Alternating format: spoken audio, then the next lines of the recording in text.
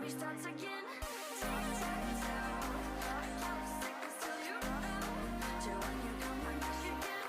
And you know, when your mind is way up high, seconds seem to fly.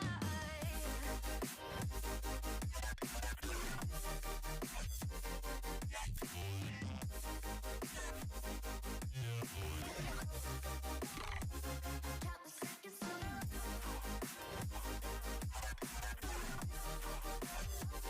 guess you lost your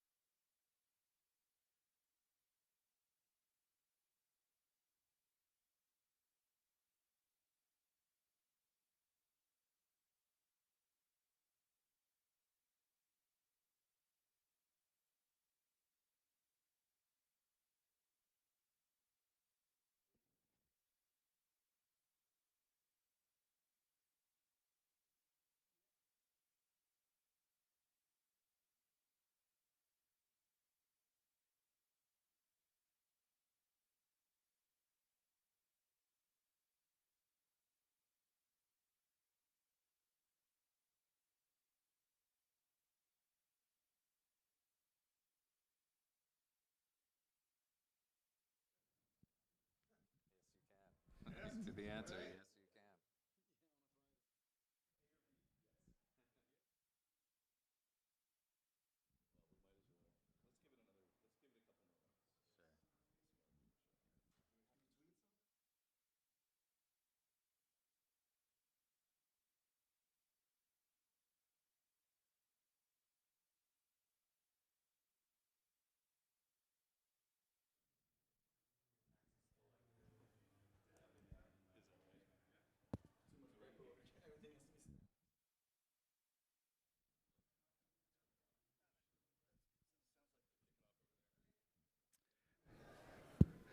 Hi, everybody. Hello, streamers. Hello, folks in the room. Thanks for coming. Hope everybody had a good lunchtime break. We are the next AI panel. If you were present at the Battle of the Music Directors, you saw my friend at the end there, Einar and the Ames platform take half of the glory today. That was very, very good. I want to thank Morgan and the organizers for getting this panel together. It's been great. It was actually Marcus's idea for the panel, and I said, well, I'm not going to be an expert on the panel, but I'll moderate the thing for you. So thank you very much for pulling this together. I'm Bruce Anderson. I'm the Chief Technology Officer for APM Music, and with me on the panel today we have Nick from Plus Music. We have Philippe from Matchtune. We have Marcus from Cyanite, and we have Einar from Ames. And we're going to talk about the ways that we all bring artificial intelligence to the aid of the human being that is looking for music. This is what we're about, and I think what you saw in the panel earlier on AI, I think supports this. I can tell you from APM's position, we utilize AI today in a couple of ways, and we plan on using it in more ways. The first way that we come at AI today is on what we call the supply chain. So on the ingestion side, when a library is submitting music to us, that music comes tagged. And if you're in the earlier AI session, you heard Sammy, I think it was, talk about the importance of well-tagged music in aiding search. Because after all, a piece of music that is not well tagged will not be found. And so the human side of tagging is quite subjective, and it's time consuming. And when you're under a deadline, and after all, we're always under deadlines, when you're under a deadline, you're gonna try and cut some corners. You're gonna have to cut some corners. This is the first place that we apply AI to help. We use Cyanite today as part of our, what we call the metadata factory.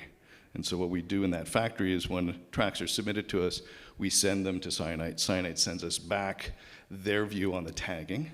We take that view along with the submitter's view, along with our own music director's perspective, and in some cases additional sources of information, and in the future additional AIs, to try and produce the best overall opinion of the correct tags for that track. We can also then use AI to expand the tagging, to do things that the human tagger might not have thought to do. For example, identifying segments in a track where the mood is changed, or all sorts of other enhancements. We'll go through the enhancements in some other chat. It's probably best left to a paper rather than a chat. So I want to throw it over first to Marcus from Cyanite, and tell us about you, your company, and where you come at this problem from. Yeah, thank you, Bruce. First of all, hi, I'm Marcus. I'm the CEO and the co-founder of Cyanite. It's been incredible to be here. It's my first PMC, and definitely coming back next time. It's been a blast so far. I'm the CEO of Cyanite, and we founded the company about 4 years ago. And what we're predominantly doing is we're utilizing AI to automatically tag music, right, to a granularity that is unprecedented. So we have about 5,000 genres that the AI can detect merely from the audio input. 160 moods and all stuff, and it's all designed to lower the barrier for people to get into production music, to get consistent metadata, and then also be found in a big catalog, right? So it's sort of like leveling the playing field out there. And for a huge catalog, legacy catalog, also like APMs, of course, it's very, very interesting to get a field of consistency into the catalog. That's the first one. So we have, the AI is looking at the same music always in the same kind of way. So we have consistency there, and it's also very flexible and dynamic. So if new trends emerge, if new genres or something coming up, like, for instance, funk or something, funk was not known 2 years ago. So we can just train a model and then look at the entire catalog again, and then wherever it's applicable, also apply that tag. That's part of our tag that we offer. We offer also means for a similarity search, where you can put in a reference track from YouTube or from as an MP3, and it automatically finds songs that sound the same out of the catalog. And a piece of technology that we're really happy to have released about 3 weeks ago, which is actually the first free text search that the world has ever seen.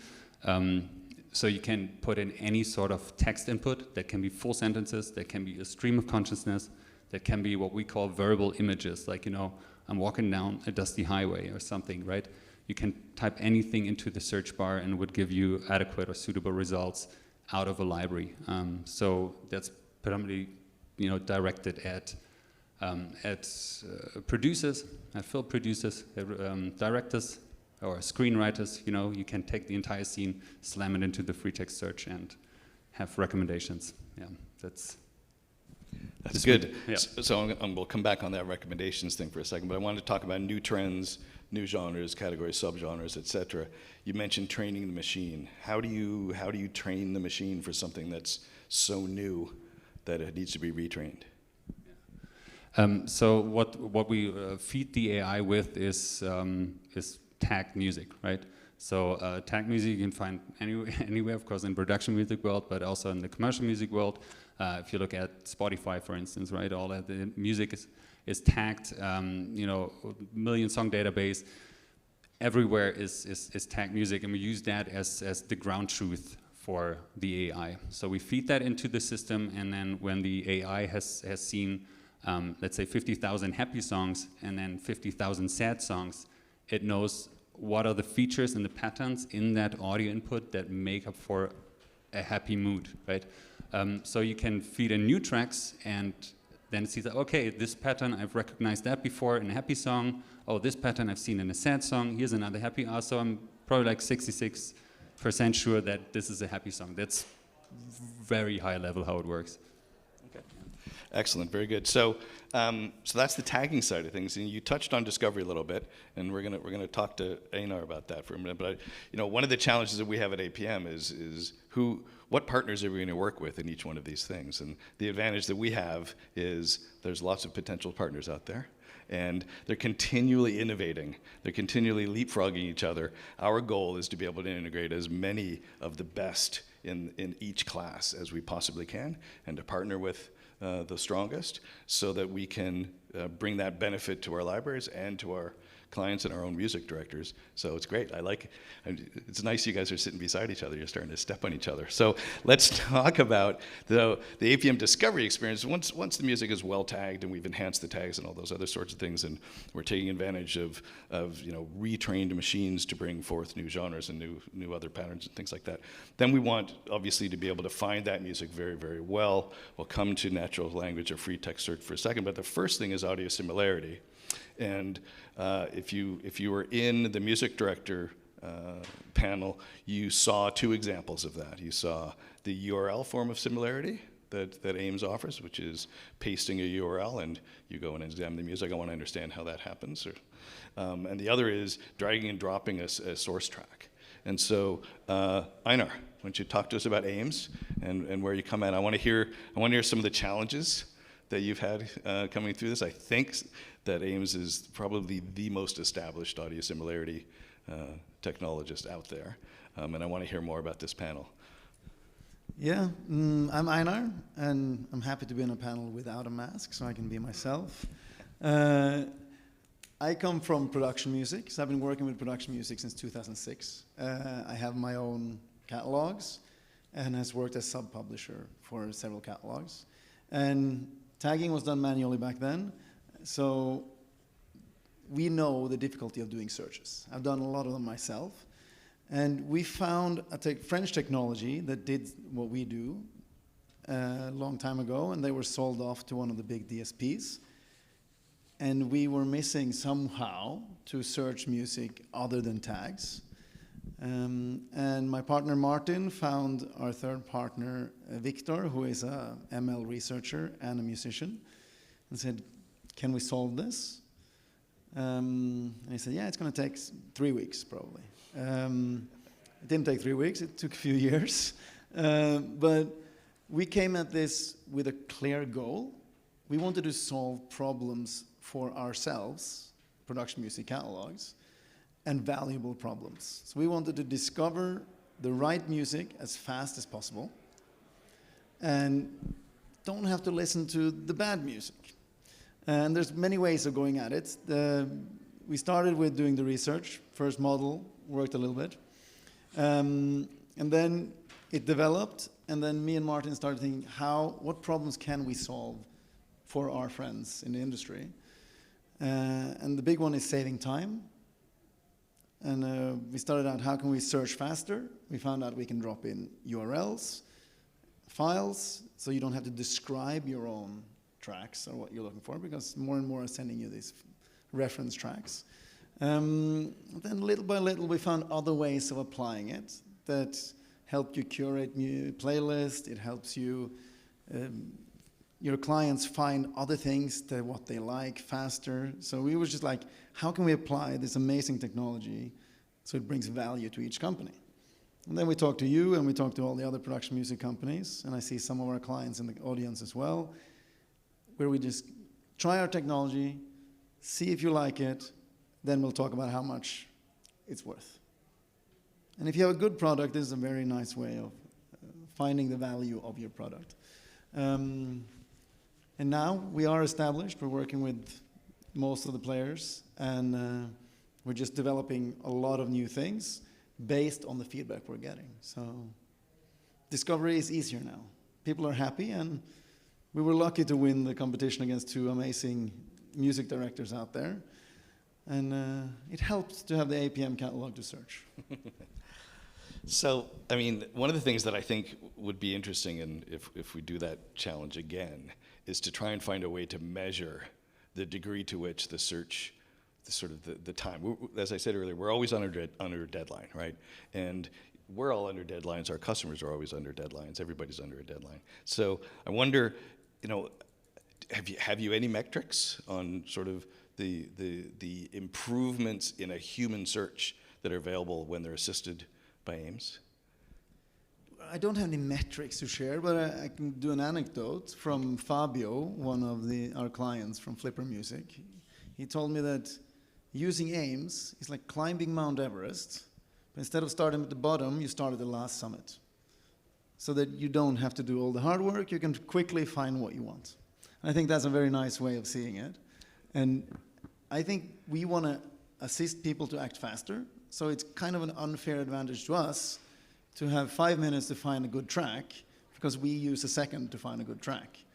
But this is to assist the human creativity. Matt, who won the other brief, I'm shocked that he can find so many good tracks in 5 minutes. And we want him to spend his time on valuable briefs, not spend time on bread and butter things coming in. Maybe we can handle those and we can assist him on the others and make his job much more fun than listening to tracks that doesn't work. Right, very good. We're going to get to you guys in a second, but one more for Marcus. So you mentioned 66%, I think it was, confidence and so on like that. Do we ever get in auto tagging to 100% confidence across the board? You don't need a human anymore. That really depends on how the model is designed, right? Our models are designed to like almost never put the 100% tag on something, right? You cannot say like the song is 100% rock. There are no other influences. It's just rock. There's almost no like I'm gonna leave myself out here, but like there's not a single song which is only rock. There's always other influences. Just also seeing where the genre comes from. What are the influences from rock itself, right? It's like developed out of blues music, right? And So this is also a great advantage as opposed to or a great augmentation to human tagging is that you have these scores, because all of a sudden it's not only rock, it's like 66% rock, and that's less rock than 70% rock. So if you think about building relevance in search results, you put in a search query, we're all spoiled by Google, right? Like Google is amazing search experience, and you get the most relevant result on top. Sometimes if you go to production music library, that's in alphabetical order. Doesn't mean that what I'm looking for is necessarily on top, right? We want to always have the most relevant results displayed on top to every search query. That is sort of our mantra. And yeah, the percentages are a great way to count for that. Excellent, cool. So we've talked about sort of the supply chain side, the ingestion of music, the enhancement of the efforts of the human tagging with the machine. We've talked about some discovery things. APM, we're fortunate that we have partnerships that bring the music that we represent into markets that we're not going to go into directly. And with that in mind, I'd like to introduce you to Philippe from MatchTune. And why don't you talk to us about what AI means to your business? Hi, I'm Philippe Guillot. I'm the CEO and founder of MatchTune. We created that company about 4 years ago. We're a US-based company, but I'm French, as you can see by my accent. And the reason why we came into this music segment is I was into video editing and video producing, content creation in the past. And when I was looking for music, it was really hard because number one, I was not like a music specialist, so how do I know what's the best music for my video? Number two, let's say I could find a great 3 minutes music, but my video was 25 seconds. So how do I get from 3 minutes to 25 seconds? And finally, how would I clear, the music so that I'm sure that when, I would post the video on YouTube or whatever, I would have the right to do so. So, we looked into that, and we did realize that one of the largest potential market for music today is the content creators. There are billions of content creators. It could be personal, semi-pro. It could end up on YouTube, on Instagram, on whatever. And let's say 99% of this potential market, they are not music experts. They don't know how to edit music. And so you see, there is a problem, because on one side you have a lot of available music, on the other side you have a lot of potential content creators, and there is a gap. So we developed technology that would help these people to, number one, find the best 5 or 10 music for their video content by analyzing the video, determining that this is this kind of video, and maybe sports or whatever, and then go and get the best music based on the video content, get the best music, the best trendy music for this video, because trends are moving every week. You can see that on TikTok. 1 week, one music is going to be great. The next week is going to be something else. So find the best music for this video, and then finally adapt within seconds the music for that video. And then being able to, working with APM, being able to have a proper clearing strategy, so that they can safely publish their their video on the digital. And I have to say that the technology. So you see here, we are not talking about artificial intelligence. We are talking about augmented intelligence, meaning that we are not replacing basically anyone. We are just helping the music to get access to a larger market and to get monetized. So the precision of the video. First of all, we can analyze a video of 5 minutes in 5 seconds, and we know what's in there. We know like the kind of objects, the scenes, and everything. So we from there we have a smart trend system that is going to look at what's working at the moment. You see, on different platforms, and then we have dynamic playlists that are generated. So I have to say we are working with AIMS, that is doing a very good job as to categorize all the different music. We have about 2 million music right now that we're working with, and I have to say the results are great. You can try it yourself. It's on the App Store. It's called Studio by MatchTune, and you can drop your video, and you will see that the music suggestions are pretty accurate. Very good. You mentioned that, I think at the beginning, you found 3 minutes of music that you really like, and but your video is 25 seconds. So does AIMS play a role in that? Can you talk more about how you sort of adapt the music to the video for the creator? So there are several pieces of technology. First of all, there is the video analysis. Nobody is going to wait 3 minutes for the video to be analyzed and categorized. So we had to work really hard on being able to categorize a video in a few seconds.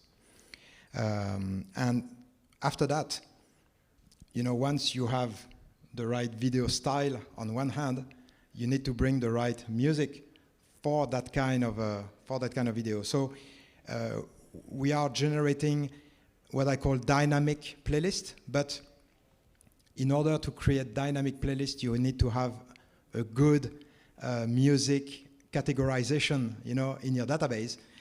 So this is where, and we don't tag music, I think this is a very hard work, very precise work. So we wanted to focus more on the content creation instead of, tagging music. and that's why you know we are AIMS is actually helping us putting the music into the right places so that we can generate the right playlist.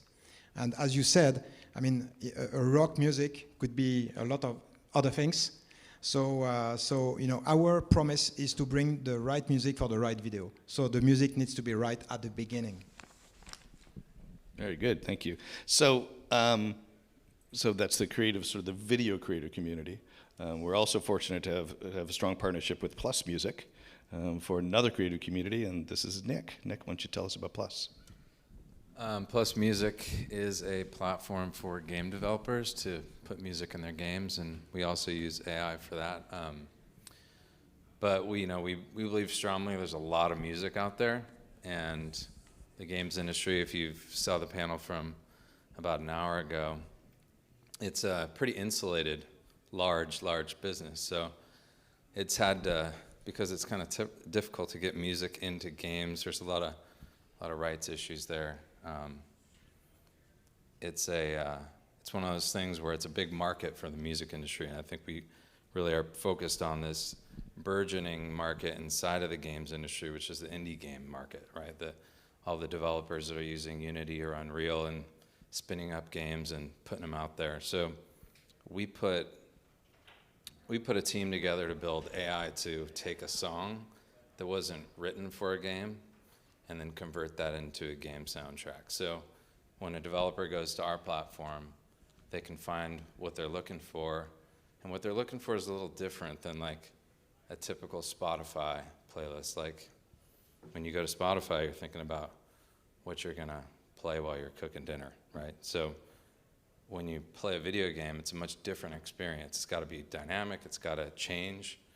So when you take a song that wasn't written for a game, well, how do you do that, right? So you have to break it up into pieces and then reassemble that. So that's what we did for our company, is we put a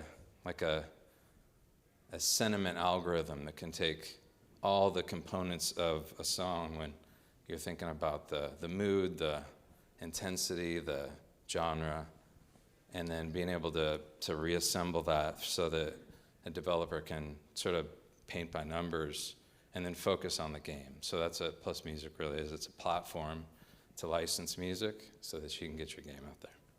So are you sort of playing the game through your AI and then choosing the soundtrack, or are you, how?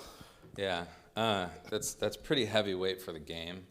So like game developers need games to be as lightweight on like CPU, basically, GPU, right? It's gotta use all of that energy for the gameplay, so you want to make it as lightweight for music as possible. So we do a lot of that behind the scenes, and then we give them basically a map of the song, and then they inside the game will just sort of program it like they normally do. But you know, what we're excited about is to be able to open up more than one song into a game, more than one song into a level, and allow players to start to choose. So instead of there just being one soundtrack in a game like there is now, you really have the opportunity to open up the entire music industry into the games space, and then let the players make their choices, because it's kind of what they're doing now, which is turning music off after they get tired of it, and then they put Spotify in the background, or they'll throw it into a Discord channel with their friends. So right now it's like digital experiences are games, but everything from here forward is going to be built on a game engine, basically. So metaverses, all these concepts you guys hear, these are all where everything's going. So we're really focused on opening up music, the music industry, into that industry, and bridging the gap of these two spaces, because they haven't really talked all that well over time, and they should.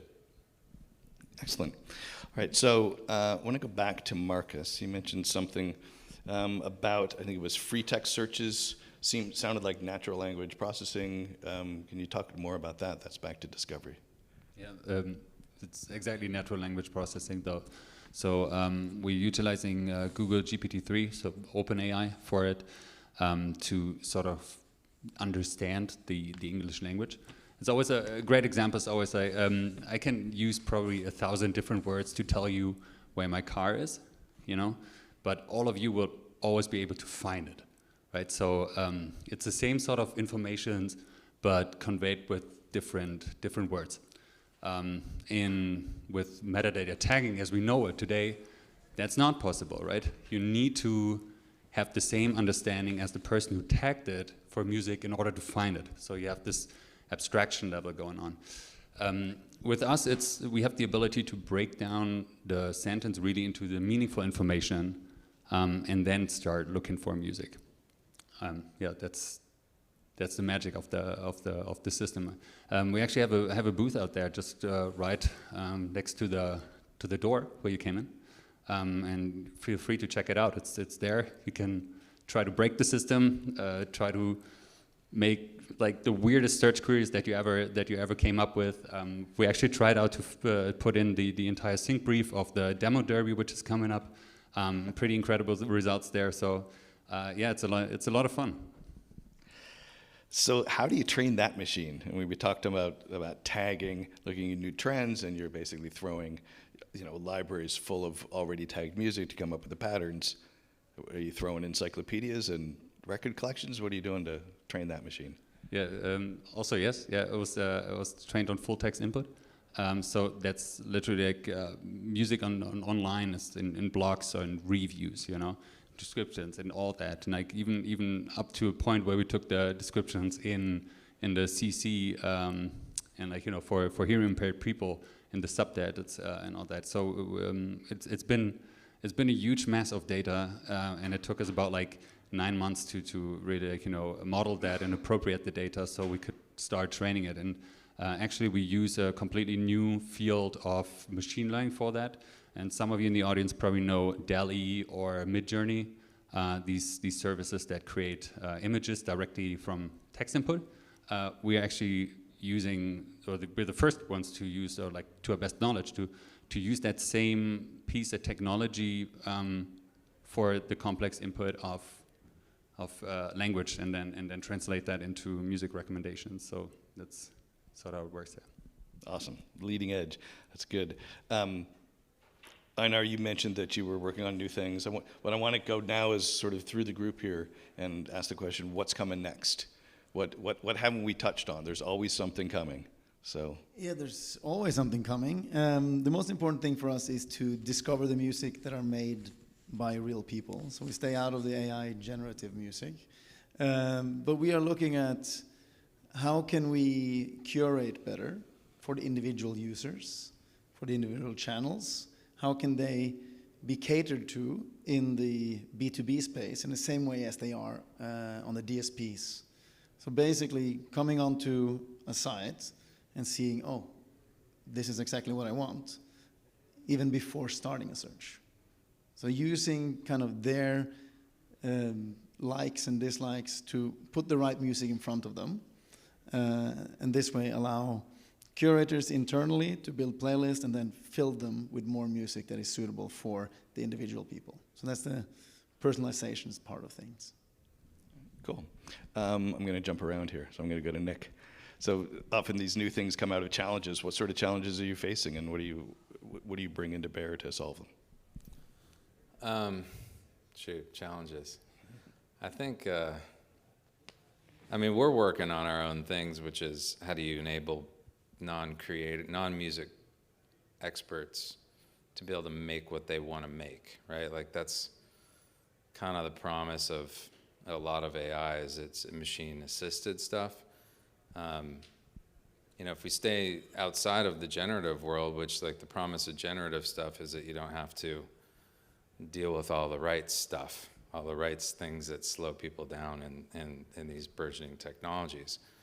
Now, I'm not saying that that's the way to go. I'm saying that for us, it's about, I think one of the things that needs to continue to get solved is to be able to just solve for being able to clear rights on things that are new, right? Like any new technology is going to have no law around it, right? Yet, and so how do we solve for it? How do we enable these new technologies, and then get music in there much quicker? Like, I just think the sort of one of the things I'd like to see from us in the music industry is be able to make music native to new technologies, like at the beginning of it, instead of trailing 5 or 10 years from it, you know? So that's what I think technology can do.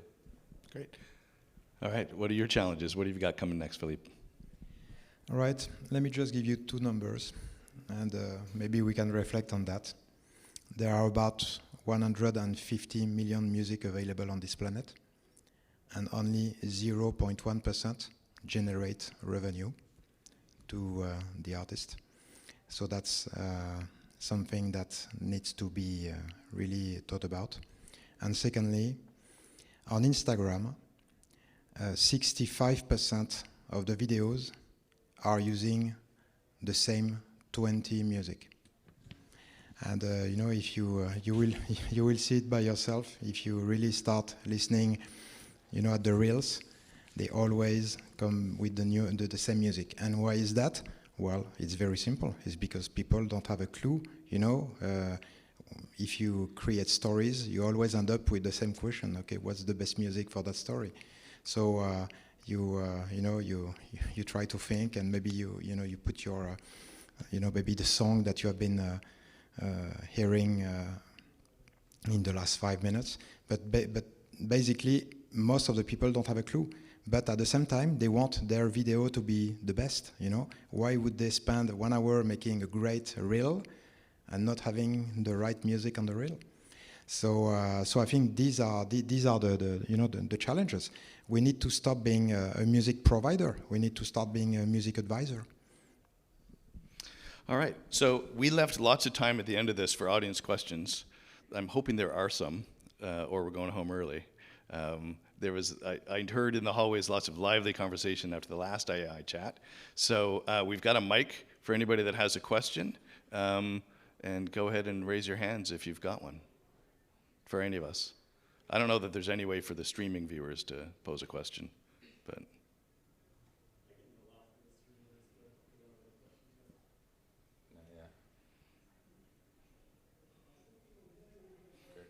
Okay, crickets. I guess it's all solved. Everybody's happy. AI's here. It's not going anywhere, and it's about helping. Oh, wait. Adam Taylor has a question. We're all in the library space. I'm just curious for each of you what you think the various potentials might be on the commercial side. Yeah, I mean, I think I'll answer Yeah, go ahead. what we think. I think there's a ton of potential in games. So, can you hear me? I think there's a ton of potential in games, and that's what we're focused on, is getting music like APM's music into the 12,000 games it could put on Steam every year, and all the rest of the games that are put out there. Yeah, I think the commercial space is far behind the library when it comes to search and discoverability, and also there are higher peaks, less of the unknown music is being discovered. So, like Philippe said, putting the music in front of the clients that don't necessarily have a big label behind them or have user history so you can connect them to something. I think AI can solve like a cold start problem on the DSPs, where you release a track that has no other history to either artists or composers, or the people have never listened to it, or that you can't connect it. I think similarity search like we do can activate them and get them into different playlists where they sound like they belong, and it's a good chance for indies. Great. Another question. A lot of times people will ask you on panels like this, where do you think AI is going to be 5 years from now? But what I'd like to know from each of you is, where would you like it to be 5 years from now? I'm going to repeat the question for those that are not in the room. Where would you like AI to be 5 years from now? Well, from the beginning, we made a choice that we would not use technology to replace human being. I think that's the wrong approach to try to have the technology replace a human being. And I see that a lot of companies trying to do that are dying one after the other, because it just goes against history. And well, that's why I'm talking about augmenting instead of, artificial. This is going to stay, and this is going to improve and help be an assistant to do the stuff that maybe a consumer doesn't want to do, and so that the consumer can focus on the real artistic aspect. So yeah, maybe I'm a wrong believer, but I think this is where it should go. Totally agree with that. Also, hoping, let's say, hoping for a world, not dreaming of a world, hoping for a world where AI helps make the music space even more exciting, more diverse. Leveling the playing field, democratizing access to sync opportunities, but also to other opportunities to be discovered, to make a livelihood from their music. Just open up that opportunity for more musicians, more creators. Right now, AI is designed to do sort of the same task at rapid speed. So it gives you the same stuff over and over and over and over again. You all know that from Facebook. You click, or on Instagram, you click on something, all of a sudden you get like a ton of the same stuff, right? So it's rather dumb right now, right? And I'm dreaming then of a world there where it adds this part of creativity in there as well. And making surprising experiences, not all based on music, right? Music has this incredible ability to implicitly touch directly into the emotions of people, and utilizing that effect just to get music heard, to give listeners great experiences, and yeah, that's sort of like where I'm hoping this is gonna go, and we certainly gonna play a role in that.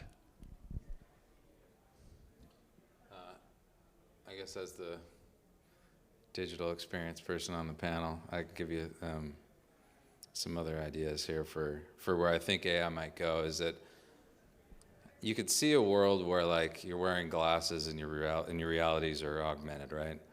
You probably don't want a radio station for that. You want to have music react. So I could see, it's not necessarily where I want it to go, but I could see AI making music able to be augmentable in real time. That was sort of like what we're doing, but like actually in real time for any experience, right? But being able to still start from an original composition and then maintain that original composition's rights and ownership and all that stuff. So I think composability, just making that really interesting, I think that's what AI could do for our experiences. I think if you think about the mediums of art's always been sort of influenced by the medium, and so song lengths were because of radio time and whatever. Like you just go through the history of it. What's going to happen when your experiences need to be 10 minutes long and you want to stay within that same song's experience? This is where I think interesting technology can start to make your life more will match where life's going to be in that point. If you're wearing glasses by that point, maybe we won't. Okay, other questions?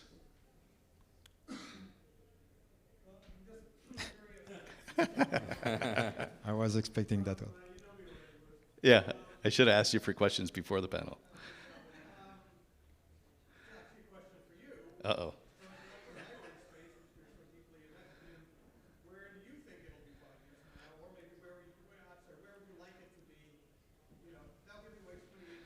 Yeah, right.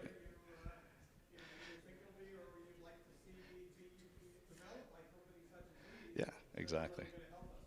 So, where I get excited by this is, the technologies themselves are very exciting. The ability to provide a script to a machine and get back a set of recommended results off of some algorithm that could also draw a picture for us. It's fascinating. Where I get excited is how all of these different experiences and technologies come together to help our clients and our libraries do a better job. And so we talked a little bit about our metadata factory and bringing in multiple opinions of the tags around a track and using additional AIs to expand on the tagging to allow clients and others to find the music they're looking for faster. Even if they're doing the old school manual approach of searching for things, but also to improve the way that we're assisted with audio similarity searches and natural language processing. So more and more and more of those things. I talked a little bit about how close to being 100% machine tagged can we get to with music. I don't personally think we're ever going to get there. I think there's enough subjectivity about the music and enough sort of humanness about human created music that the machine is never going to be 100% accurate. But the more accurate it can be, the better off we will all be. If we can get to a point where the act of the human tagging process can consume as much time as the entire tagging process does today, we'll end up with much better described music by the humans as supplemented by the machines. I don't think we're there yet, so I want all that stuff to come together. And then on the discovery side, it's great that we've got the ability to do track matches, compare this APM track against the rest of them, find me this dragged and dropped MP3 file or music like this URL.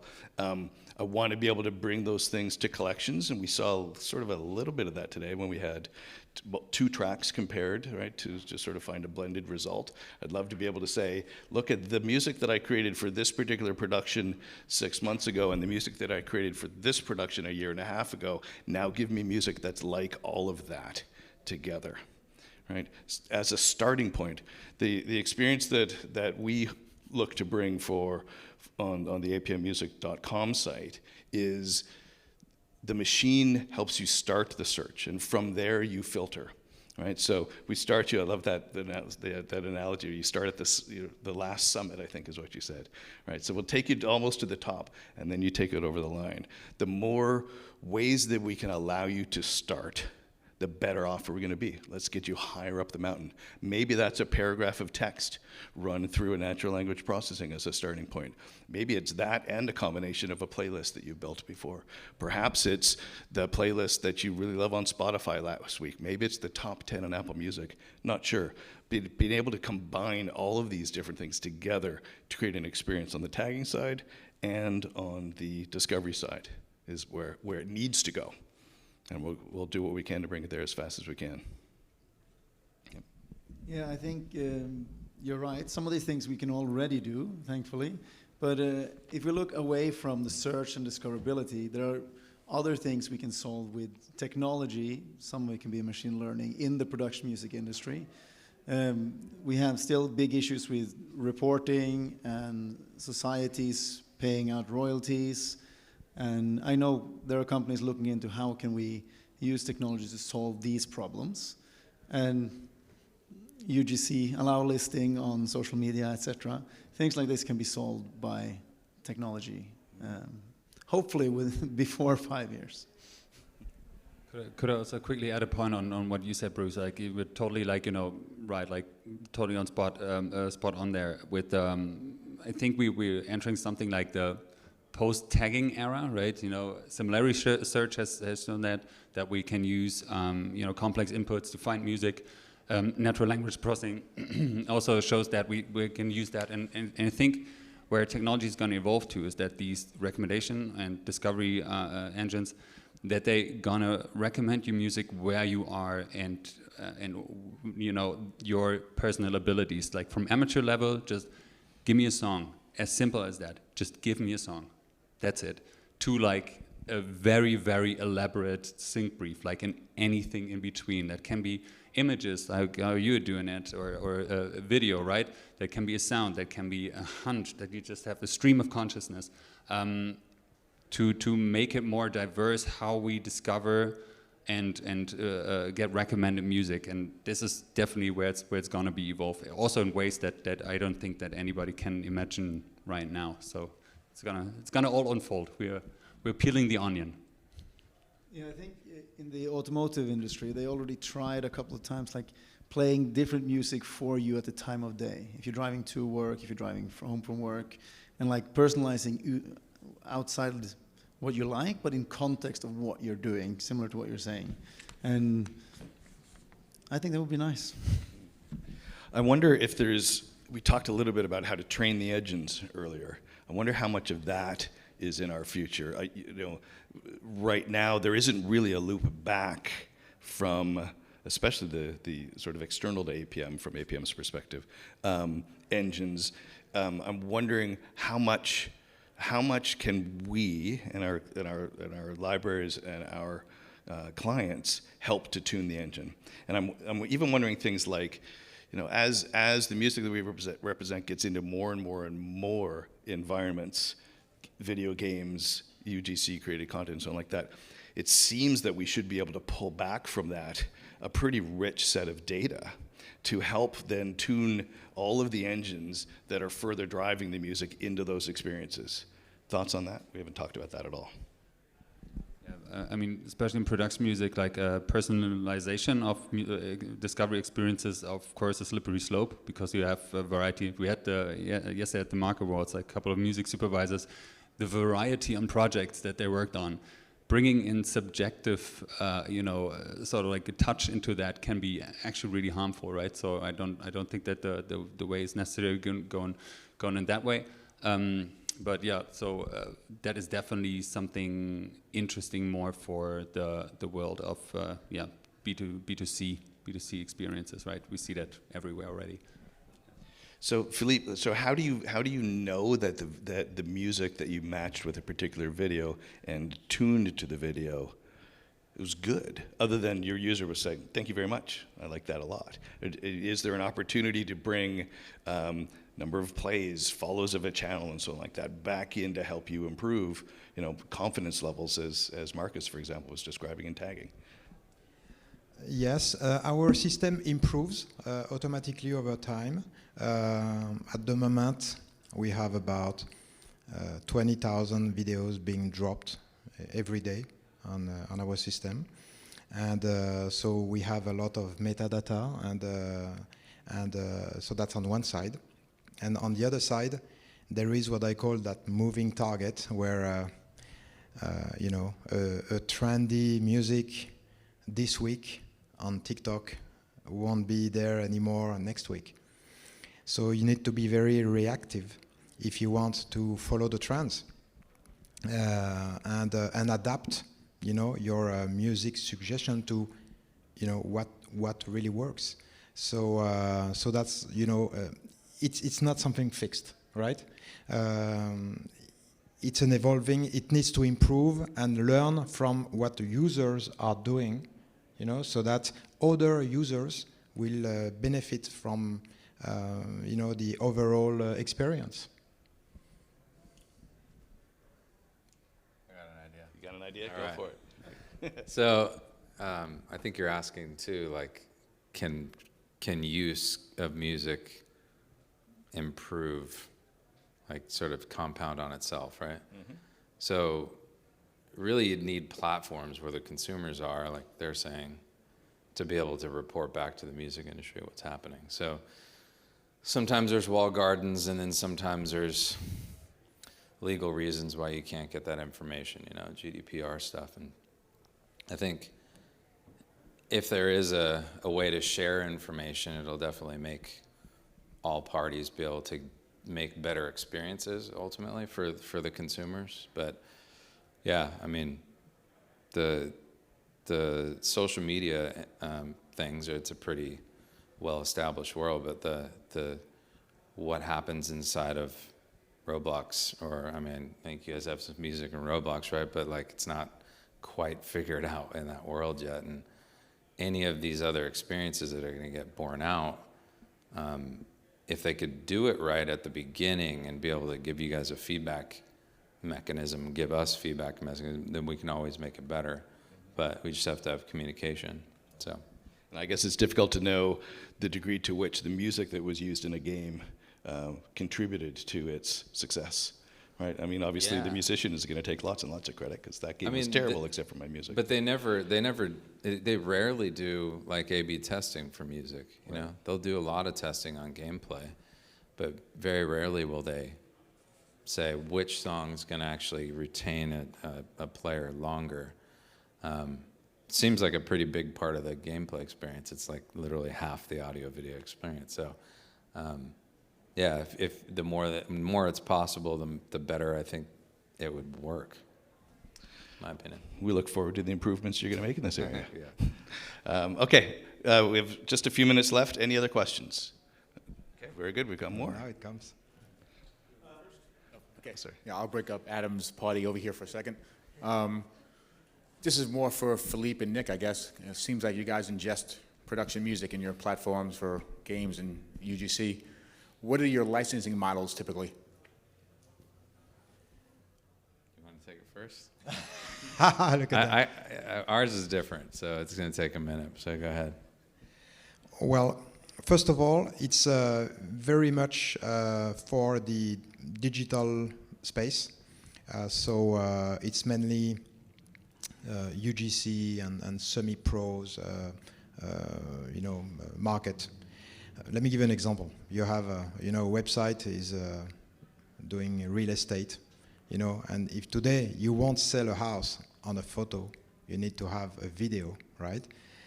And if you put the right music on that video, then you get 20% engagement, higher engagement. So there are a lot of, and these videos are going to end up like on, websites, etc., and eventually on YouTube. And so we are closely working with our partners, mainly APM, so that we make sure that, number one, it does not infringe on their existing commercial business. I'm going to say we really want to stay into the the UGC space, which is a huge market, by the way, and secondly, we want to make sure that people who, for instance, signed up for a personal use is not going to monetize the music, etc. We really try to make sure that within the license that they selected, they are going to stay within that boundaries. Okay, so we built a consumption-based model for games. So in our system, synchronization is, these are professional, games are games, they're professional output, right? So technically they should be for sale and they're going to try to make money off it. So what we've done is just analyze the market to figure out that there's a lot more game developers that they aren't sophisticated enough or can't afford just traditional music licensing if they went directly to APM, for example. So we built a model of consumption-based licensing where people could come in and pay for what the game's going to get used for. And then if the game takes off, we get to go along with it. That's how we do it. And so we built in plugins into the engines, and so we get to go along and track through the life cycle of the game. Changes as the game gets more popular or more sales. Correct, yeah. Yeah. I'm in the production music space, but my question is actually about commercial music. And it's about what makes a hit song. I think many, songwriters over the years are intrigued by, many songs seem deceptively simple, and yet the hits that break out have this ability to kind of stick in your head. The hook of a good pop song sticks in your head, and you want to sing it and listen to it again and again and again. And it's kind of a mystery what gives a hit song that special quality. And what I'm interested in is, do you think AI can now, or will in the future, be able to analyze a hit song and say what the secret sauce is? Define what makes it a hit.